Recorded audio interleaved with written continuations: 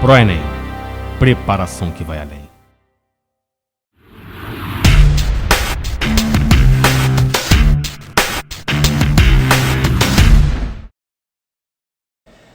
Fala, futuros doutores, futuras doutoras, galera padrão ouro, Team Cérebro, tudo bem com vocês? Bom, voltamos aqui hoje com mais um vídeo do QSM. Vamos falar sobre um assunto interessante que é bastante perguntado nos vídeos aí nos comentários. Vou falar sobre esse assunto que é sobre transtorno de ansiedade analisada para os íntimos TAG, né? Relacionando comigo, porque eu tenho esse transtorno, né? Falar como é que eu descobri, como é que eu cheguei a me tratar, como é que eu me trato hoje em dia e o que isso impactou aí na minha vida profissional, no meu dia a dia e na medicina, beleza? Só que antes, queria comentar para vocês aqui, convidar e comentar para minha aula ao vivo no ProEnem junto com a Zazá. A aula vai ser na quinta-feira agora, tá bom?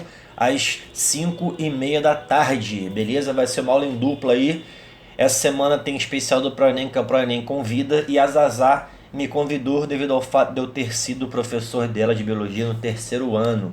E vai ser um tema muito legal, a gente está preparando aquela aula com carinho. E o tema da aula, assim, não sei se vai ser esse o título, né? Mas o tema da aula serão os principais avanços da medicina e da saúde nos últimos anos. E obviamente relacionando isso com questões que já apareceram no Enem e que podem aparecer. Então vai ser muito legal. Preparamos um material aqui padrão ouro. Apareçam lá quinta-feira, 17h30, 5h30 da tarde. Vai ser padrão ouro. E lança lá. É nóis, QSM, família QSM, estão aqui, hein? Que vai ser bem bacana, beleza? Então vou comentar aqui sobre transtorno de ansiedade analisada, o meu caso, para vocês verem como é que eu lidei com isso, como é que eu descobri, como é que eu lidei com isso, como é que eu lido com isso hoje em dia. E talvez alguém possa pegar alguns exemplos que eu usei como uso próprio e consiga aí também se dar bem lidando com a doença, beleza? Então, chega de enrolação, let's bora pro vídeo. Chama que vem.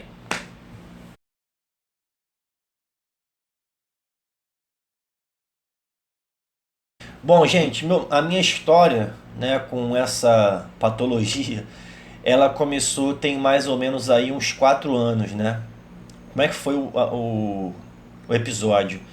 Eu tinha ido correr um dia aqui em Copacabana, aqui perto de casa, e durante a corrida eu comecei a sentir fortes dores no peito, né? E não eram dores assim em pontada, eram dores em aperto. Uma dor mais típica mesmo de quem está com algum problema no coração. Obviamente na hora, né? Eu já tinha começado medicina, eu estava no 1º ano, sei lá, 1º ou 2º ano. Na hora eu fiquei bem preocupado, né? Fiquei bem preocupado mesmo. Parei assim na frente da UPA, né? Unidade de pronto atendimento, aqui na Siqueira Campos. E fiquei ali esperando ver se ia melhorar ou não. E aí melhorei na época ali, na hora, voltei para casa e fiquei com isso na cabeça, né? E quando eu estava indo na academia também, né, eu senti essas dores no peito, mas não sentia as dores no peito parado. Então tudo começou com isso, né, esses sintomas de dores no peito em aperto. Posteriormente, eu comecei a sentir também algumas dores de cabeça, né, principalmente aqui na parte posterior, na nuca mesmo, né? Uma dor de cabeça do tipo de compressão, uma dor compressiva. Eu sentia a minha orelha bem quente. Eu tava tremendo mais, né? Mesma época, tá, pessoal? Tava tremendo mais em relação às extremidades, né? Mão principalmente. E eu tava com a respiração. Isso não foi nem eu que percebi, né? Na verdade, amigos meus perceberam. Tava com a respiração mais rápida e às vezes eu tinha que fazer até uma respiração mais profunda, porque a respiração normal ela não estava conseguindo dar conta da minha oxigenação ou eliminando gás carbônico. Então eu ficava assim, né? Respirando, e aí do nada eu fazia assim. E um amigo meu percebeu, não tem nada a ver com medicina, mas teve um olhar clínico, né? E além disso, eu percebi que na minha própria. Nas minhas aulas, né? Eu estava com mais dificuldade de exercer meu discurso. Eu estava com a fala cortada, trepada. Então, assim, de vez em quando eu queria falar, mas dava uma travada e acabava que eu falava mais rápido a outra frase e ela vinha meio trepada. Então eu percebi que tinha alguma alteração no meu discurso. Eu tava falando mais trepado, não tava com um discurso fluido, né? Como agora, por exemplo. Tô falando aqui normalmente com vocês. E aí isso começou a me incomodar muito, mas essa questão da fala não tanto, né? Obviamente eu me importei mais com a questão da dor de cabeça, dor no peito, mão tremendo, orelha quente. E aí, cara, um dia numa aula minha, num curso que eu trabalhava à noite, eu tive uma crise hipertensiva. Tive uma crise hipertensiva, fiquei bem tonto durante a aula, isso tem uns 4 anos também, mesmo ano com dor no peito. E aí eu quase desmaiei, os alunos me acudiram, me colocaram no sofá sentado, mediram minha pressão, ela estava 200, pressão 200 por 110, né? Obviamente um negócio preocupante, eu fui pro pronto-socorro mais próximo ali, rodei eletrocardiograma, o eletro deu normal, e aí tomei fármacos antihipertensivos, fiquei na observação. A partir daí eu resolvi fazer uma investigação mais aprofundada. Obviamente quem eu fui procurar primeiro foi um cardiologista, né, devido ao risco imediato de alguma doença cardiovascular. Gente, fiz tudo que é exame que vocês podem imaginar, fiz eletrocardiograma de novo, fiz ecocardiograma, né, cardiograma, fiz teste de esforço, aquele da esteira com eletrodo, negócio da respiração, fiz mapa de pressão, que é o que você bota um manguito no braço e fica com ele 24 horas, e o meu coração não deu nada de anormal, os meus vasos sanguíneos nada de anormal, na esteira eu consegui chegar no esforço máximo sem ter nenhum indício de infarto no cardíaco. Só que junto com o mapa da pressão, né, que você fica 24 horas medindo, né, a sua pressão, em alguns momentos do dia eu tinha picos de pressão muito altos sem eu estar fazendo uma atividade que justificasse isso. Se eu estivesse me exercitando, justificaria o pico de pressão, mas não, eu tinha pico à noite, tinha pico descansando, tinha pico durante o sono também. Então isso preocupou, né, o cardiologista, e na época ele falou, você tem que mudar o seu estilo de vida, né? Você se exercita bem, se alimenta bem, mas você tem uma carga de trabalho, de tarefas muito estressante, você tem que mudar isso. Porque na minha época, eu estava na faculdade de medicina, começando, né? Eu também dava aula, e ao mesmo tempo eu coordenava toda a biologia do colégio que eu trabalhava. Então eu era coordenador de biologia, do ensino fundamental até o ensino pré-vestibular. E além disso também estava coordenando uma unidade do pré-vestibular que eu trabalhava. Então eu tinha, gente, caraca, era pesado. A faculdade, as provas, dar aula, coordenar a unidade e coordenar a biologia do colégio todo. Então assim, realmente era uma coisa muito, muito estressante. Era sempre pepino para resolver no WhatsApp. Beleza, o que eu fiz então? Para o outro ano, eu parei de coordenar, larguei a coordenação toda, né? E fiquei só dando aula, junto com a faculdade. Eu, obviamente, achei que isso pudesse melhorar. Não tinha entrado com remédio ainda, nada. Só que não melhorou, não melhorou. E aí eu continuei tendo os mesmos sintomas, a dor no peito eu não tive nenhuma crise tão forte como essa primeira vez que eu corri, mas eventualmente me incomodava.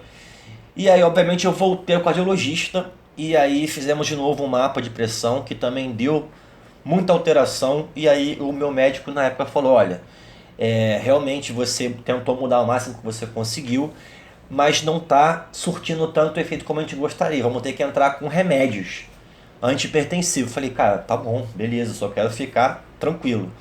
E aí entrei com 2 antihipertensivos, né, que é um diurético. Eu uso um diurético que é a hidroclorotiazida, 25 mg, e uso também losartana 50 mg. É a dose que eu uso até hoje. Só que, olha só, mesmo usando esses 2 fármacos na época, algumas coisas melhoraram. Eu não tinha mais dor de cabeça, por exemplo, eu não tremia tanto, a minha pressão ficou controlada, mas ainda tinha a fala atravessada, eu ainda ficava, não conseguia me concentrar muito bem estudando, como eu conseguia antes. Eu ficava sempre incomodado com alguma coisa eu tinha mais irritabilidade. Eu não ficava irritado, mas eu tinha uma irritabilidade, ou seja, eu não conseguia ficar na paz, entendeu? Como é que eu posso dizer? Isso me incomodou também. E aí, cara, por incrível que pareça, Mesmo com o uso dos fármacos, eu tive outra crise hipertensiva, mesmo usando os remédios. E aí eu falei, cara, o que está acontecendo? Mesmo usando os remédios, eu tive uma crise hipertensiva. Fui para o hospital, tomei medicação, a pressão controlou. E aí, cara, um belo dia, no segundo ano da faculdade de medicina, na aula de farmacologia, a gente começou a estudar os distúrbios psiquiátricos, né? Depressão, bipolaridade, até que a gente estudou transtorno de ansiedade generalizada. E quando eu estava estudando aquilo, me deu um estalo, né? Eu falei, cara, será que eu tô com esse transtorno? Porque, pô, não tenho nenhum problema cardíaco, tô com os vasos sanguíneos sem nenhuma alteração, fiz todos os exames, tomo os remédios da pressão. Então tem algum fator psicológico exacerbando, né, a minha pressão. Eu não tenho uma causa orgânica, mas tem uma causa psicossomática. E aí eu falei, cara, vou procurar um psiquiatra, né? E aí fui no psiquiatra. Quando eu cheguei lá, contei essa história que eu falei pra vocês aqui. E ele falou, Bruno, realmente você tem um transtorno de ansiedade generalizada. E para isso a gente vai ter que entrar com um fármaco, um remédio. Eu falei, pô, mais remédio, mas não tem jeito, cara. Eu tentei sem, e se eu ficasse postergando esse tratamento, poderia me prejudicar. Eu lembro que teve um dia na rua, eu tava até indo embora da faculdade com uma amiga minha, que eu fiquei muito tonto, assim, atravessando uma rua movimentada aqui no centro da cidade, do Rio de Janeiro, né? E ela ficou assustada porque eu quase caí na rua. E aí eu comecei a ver que aquilo realmente podia me prejudicar, não só em relação à ansiedade, atrapalhando os estudos, atrapalhando a minha aula, o meu desenrolar do meu discurso durante a aula, como também poderia causar um acidente na rua, né? Eu poderia me prejudicar e realmente me machucar. Então eu resolvi realmente, deixa eu fechar a janela porque começou uma obra aqui. Eu comecei a concordar então com essa intervenção farmacológica que o psiquiatra sugeriu. E aí tem vários tipos de remédio para ansiedade, né? Mas o interessante é que o que mais se encaixa para ansiedade em jovens principalmente, né? Jovens adultos, é um fármaco que originalmente foi criado para tratar a depressão, né? Que é o escitalopram. Ele é um inibidor de recaptação de serotonina, mas ele atua muito bem em pessoas que têm ansiedade. Então eu comecei com esse fármaco, né? Até porque os outros fármacos para ansiedade, eles têm um colateral muito ruim, que é a médio prazo gerar disfunção erétil. E disfunção erétil, pessoal, não é uma coisa que eu estava afim de passar, viemos e convenhamos, eu não queria ficar com disfunção erétil. Então eu falei, não, beleza, vamos com esse aí, o escitalopram. Eu comecei com a dose mínima e junto com esse, o psiquiatra passou um outro ansiolítico, que é o alprazolam. É da classe do Rivotril, né? É um sedativo hipnótico para crise. Quando eu tinha muita ansiedade, eu usava o alprazolam. Só que aí eu não queria ficar dependente do alprazolam, porque esses fármacos geram tolerância, e aí você fica meio que dependente deles. Quando você começa a ficar com um pouco de ansiedade, você não quer controlar sozinho, você quer usar o fármaco. Então eu usei ele uma vez só e depois eu não usei mais. Beleza, eu continuei com esse escitalopram, notei que funcionou muito bem, só que aí eu achei que estava um pouco ansioso ainda, né? E aí, conversando com o meu psiquiatra, a gente resolveu aumentar a dose. A dose mínima é 10mg, a dose máxima é 20. A gente chegou até a dose máxima de 20mg por dia, só que ele tem outros colaterais, né? Tem ganho de peso. Bom, eu só senti mesmo ganho de peso e mais fome. Então, cara, eu tava fazendo uma dieta muito regrada, correndo pra caramba e não consegui emagrecer, né? E aí eu falei, cara, com certeza deve ser o fármaco. E aí, gente, eu voltei no psiquiatra e falei, vou reduzir a dose e vou controlar mesmo, né, por minha força de vontade.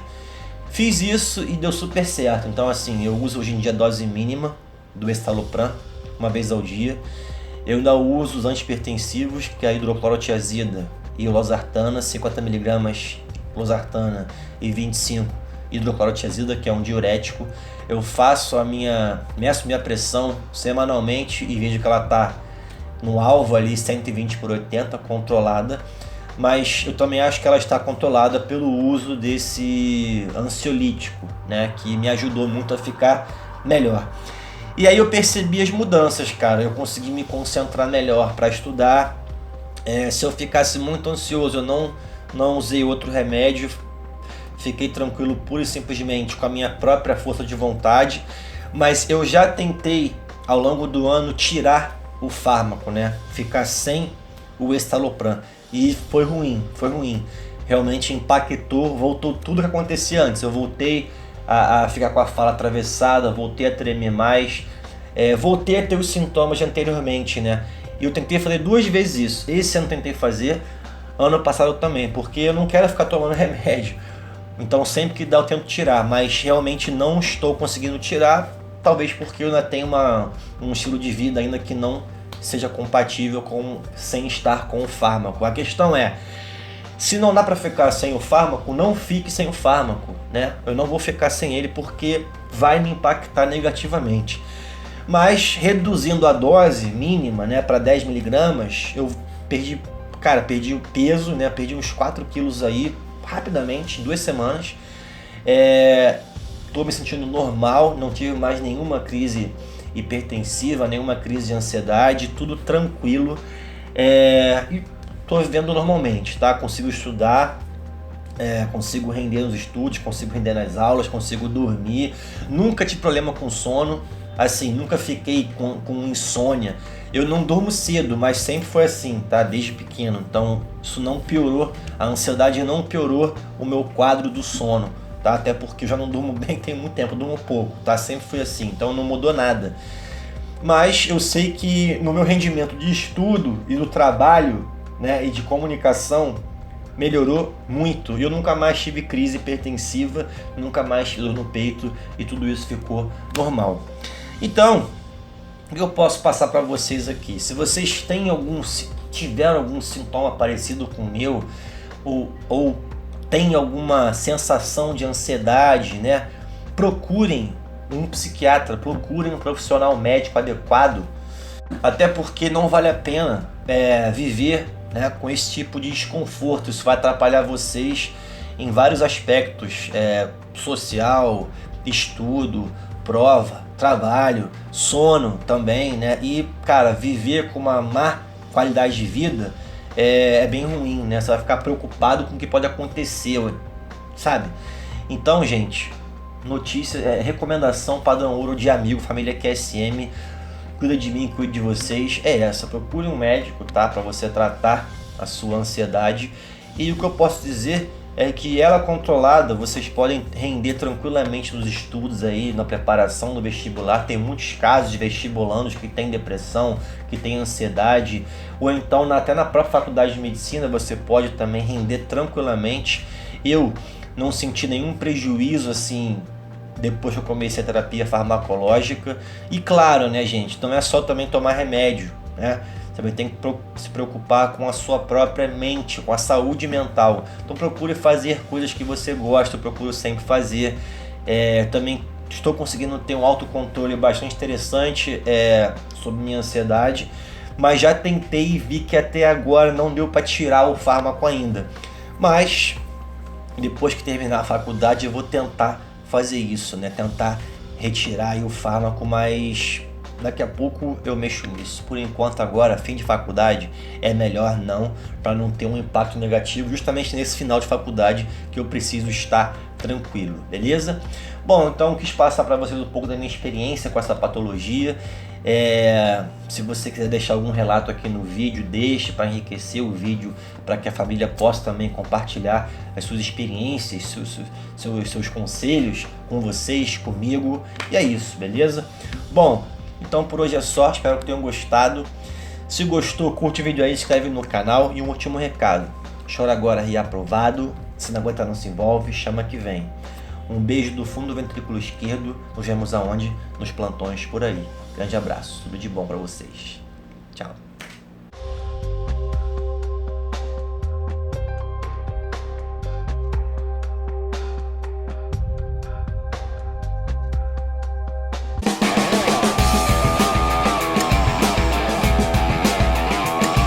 A bancada que os médicos ficam. aí gangrena. Na área endovascular cardiológica. Beatriz Souza, aquela batalha para alcançar a média.